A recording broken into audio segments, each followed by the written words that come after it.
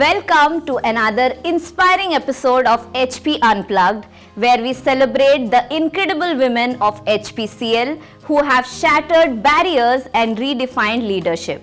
I am Shimron, Officer Employee Health, Engagement and Wellness, and it's my privilege to introduce to you our next extraordinary leader, Ms. Supriya Dixit. A distinguished electrical engineer, Ms. Dixit joined HPCL in 2005, seamlessly transitioning from an engineering officer to a dynamic sales professional. As one of the first female sales officers in retail, she broke new ground infiltrating monopolistic markets and spearheading initiatives like reciting the Kishan service station, developing Hyderabad's high-tech city IT corridor, and launching the region's first police outlets. Beyond her professional triumphs, she embodies resilience and transformation, evolving from a reserved individual to a poised leader. A devoted mother, she balances career and family with unwavering commitment. Join me in welcoming the phenomenal Miss Supriya Dixit.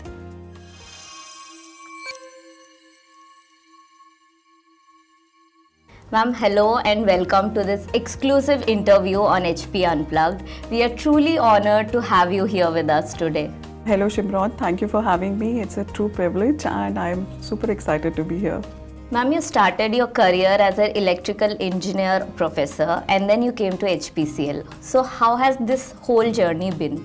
I was teaching electrical engineering students in Kanpur for some time, and then in 2005 I joined HPCL, and thereon there have been several zones. I think I've worked in 5 zones across territories and geographies, and I've handled various field profiles like automation officer, then I was engineering officer, I've handled purchase, and then I moved on to sales profile. In that, around 10 years I've handled sales profiles across states and geographies. So yeah, it was a ripe time for me. After these 20 years, I think it was a time for me to take up a leadership role, and so I am heading Baroda Retail region right now, and we are 476 strong dealerships, and I have a very bright young team of officers, and yeah, it's great, and I look at future with wide-eyed hope. Yeah. Ma'am, that's also the reason why we are very excited to have this interview with you. Knowing a little more about your career and your achievements, one of your biggest achievement has been breaking of the monopolistic markets of IOCL and BPCL in the IT corridor of Hyderabad high-tech city. And you managed to have a market share which was initially 21% to 25%. How did you do that, ma'am? Back then, we were really struggling in MS market in Hyderabad city. So BPCL and IOCL were very aggressive, and we really had to devise something. And we had a very strong visionary GM and RM, so they motivated me to, go out of my comfort zone and do several things. So I did a lot of different things, unconventional ways to break into IT corridor of Hyderabad city.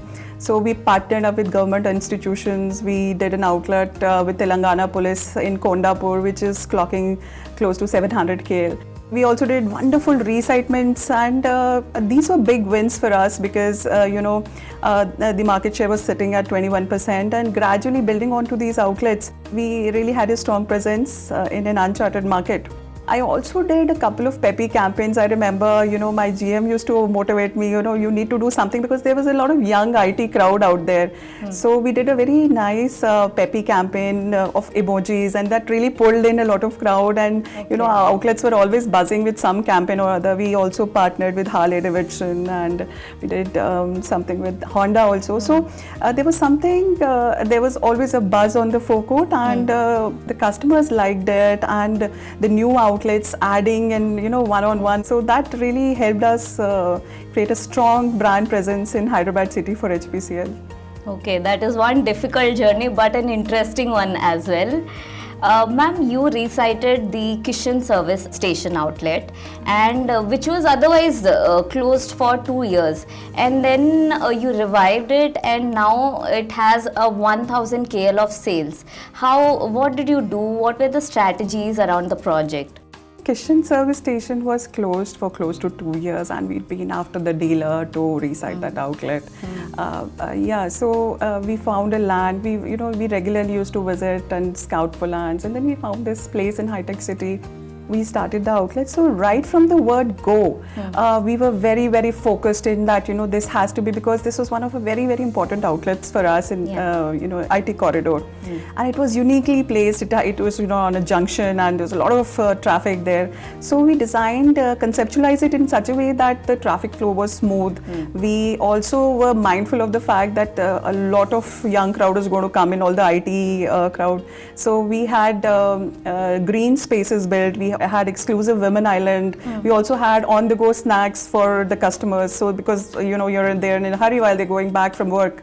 So that was it. And then we had complete digital islands. That was the first, in the city.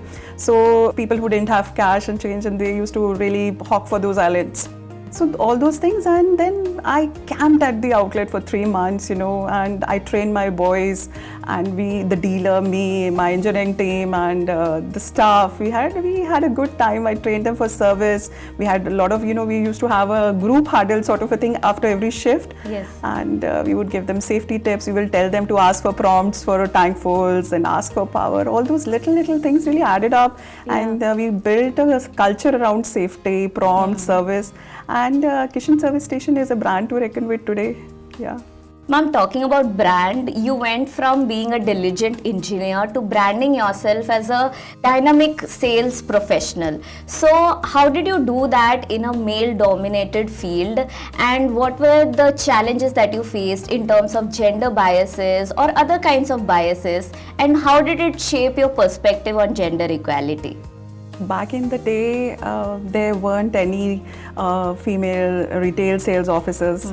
So there was a lot of support given by my then regional manager, and also my family. They egged me on to that. Yeah, you can do this, and let's take this on. And so I was very excited about the opportunity.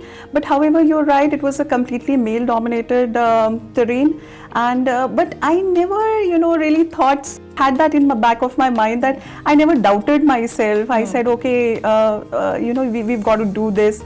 And I feel it's more to do with your mindset. Once you decide that, you're ready to do this, it's 99% of the times you will get successful. Okay. And you should feel that, you are here to do good work, and then everything takes care of itself. You can get around the various issues that you face.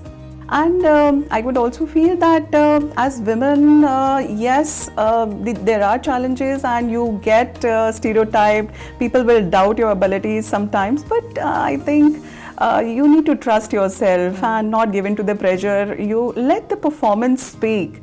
And I think you don't need any external validation. Your work will definitely speak for yourself. Ma'am, I think that is one powerful message you have given to our viewers. Also, I know a very fascinating anecdote that you mentioned about one of your dealers initially not trusting you. And I want to know, how did you manage to build those relationships and gain that confidence in the industry and from everybody around you? Seeing a female retail sales officer, a female regional manager, that was a first for a lot of people in Baroda, and a lot of people just came for the heck of it. When they'll see my nameplate outside, they'll just come and visit me. Okay, there's a lady retail regional manager. So that's all in a day's work. But however, people had doubts that, whether I'll be traveling, and because it's a huge region, and the geography is from one point to other. And I was continuously, from months together, I was in the field, and my driver, my dealers, they were like super tired of me, Like, okay, we thought that, a lady officer wouldn't be in the field as much. I said, I've been doing this for years together, so it's nothing new. It's all, I can do this, and I love to, interact with my dealers. And so the trust factor, Shimron, comes from the very fact that when you're responsive to your dealers, when you keep the communication lines open and you're really listening to them, resolving their issues, you're consistent in your work, you're disciplined yourself, then probably that trust starts trickling in. And when you're there to support them through their problems, you're also guiding them, getting more customers, you're telling them how to do their finances, how to better manage the resources in the outlet. So profitability. So that really helps them, and then they know there is a person who is consistent, who walks the talk. So that builds the relationship, and then that goes on further, and they trust the work that you're doing, and they know that there's someone there to take care of them, and that's how it happened. Ma'am, considering the amount of challenges and biases you faced, you still managed getting an NOC in just 31 days, which is really unheard of. So how did you manage to do that, and what was the role of the mentor support in that? So the NOCs for retail outlets usually take somewhere close to 6 months to 8 months, and probably more sometimes. But as I told you, the MS market share was dwindling, and we had a lot of pressure on us. So my regional manager had given me a target of 45 days. So I thought, okay, since I was new to retail sales, I said, okay, let's do this. Yes. So I didn't know that it's usually done by the dealers. So my regional manager used to ask me every day. He used to have a daily check-in with me in the evening. What happened, Supriya, today, and how far are you in this? So then one day I decided, okay, I started moving from desk to desk with the dealer and taking the file from every department, fire, then R&B, law and order, police, everybody. And since I had a buy-in and I had to quickly do this, and the time was just passing by, so we got the NOC in 31 days. It was completely news to the industry that, okay, someone has got an NOC in 31 days.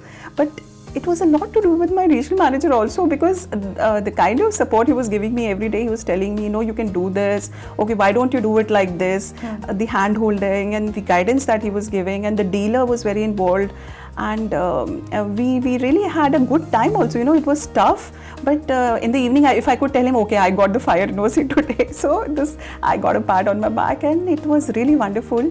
So that was how my boss also played a great role in getting it, but yes, it was a first. That sounds so wholesome, ma'am. Ma'am, now it's time to switch things up a little. We'll just start a question on a lighter note, which is, what is one ridiculous excuse that you've gotten from a dealer for not meeting the target? Usually dealers would say, if you go to that outlet and you would say कि भाई आपकी cell क्यों कम हो गई, आपका competitor इतना कर रहा है, and the trading area is doing so much, and there's so much of potential in the market. So the regular reply that they're going to give is, madam, DU was not working, it was down, oh, I reported this, and I booked this complaint in ROMs, but it's not working. That's a very common reply that we get. If you could add one fun policy at HPCL, what would that be? Fun policy at HPCL, yes. I think getting our families at work, a family day sort of a thing, wherein they come and spend some time in our locations and see the operations, and we also get to honor our employees, and it's wonderful when you get appreciated in front of your family, and that's something that a person values the most. Ma'am, as we come to the end of this interview, we would love to know what advice you would like to give to the women who are entering leadership roles. The advice I would like to give women is, stop doubting yourself. You need to believe in yourself more. You need to also build on your confidence. You need to speak up in meetings, put your point across, make your opinion count, and keep updated with the industry practices. You need to volunteer for more responsibilities because you really can do it. And also build your networks, lean in and find that women support or mentor support, because someone's been there, done that. So take a leaf off their page and then try to seek that kind of help. And I would also say that we have wonderful HP First values. If you keep that as your compass, I think you're good to go. Ma'am, that's truly inspiring. Thank you for coming down here and having this exclusive interview with us on HP Unplugged. We are truly honored to be in your valuable presence. Thank you. Ms. Supriya Dixit, your journey of resilience, innovation and leadership is truly inspiring. From breaking monopolies to driving impactful initiatives, you have set a remarkable example for our future leaders. Thank you for sharing your insights and experiences with us. To our viewers, stay tuned for more inspiring stories on HP Unplugged. Until next time, take care and keep striving for excellence.